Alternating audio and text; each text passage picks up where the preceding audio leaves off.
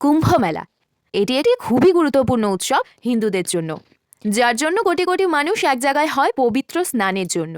কিন্তু আপনি কি জানেন, সাধারণত এই কুম্ভ মেলা প্রত্যেক বছরই পালন করা হয়, কিন্তু এই মেলা বিশেষভাবে পালন করা হয় 12 বছর পর পর। প্রত্যেক 6 বছর অন্তর অন্তর অনুষ্ঠিত কুম্ভ মেলাকে বলা হয় অর্ধ কুম্ভ মেলা, এবং 12 বছর পর পর অনুষ্ঠিত কুম্ভ মেলাকে বলা হয় মহাকুম্ভ মেলা। এরকমই 12বার মহাকুম্ভ হওয়ার পর হয় পূর্ণ মহাকুম্ভ, যা 144 বছর পর পর আসে। আমরা খুবই লাকি যে এবছর আমরা পূর্ণ মহাকুম্ভ দেখতে পাবো, যা 144 বছর পর অনুষ্ঠিত হতে চলেছে। 2025 সালে 13 জানুয়ারি থেকে 26শে ফেব্রুয়ারি পর্যন্ত উত্তরপ্রদেশের প্রয়াগরাজে অনুষ্ঠিত হতে চলেছে এই পূর্ণ মহাকুম্ভ মেলা।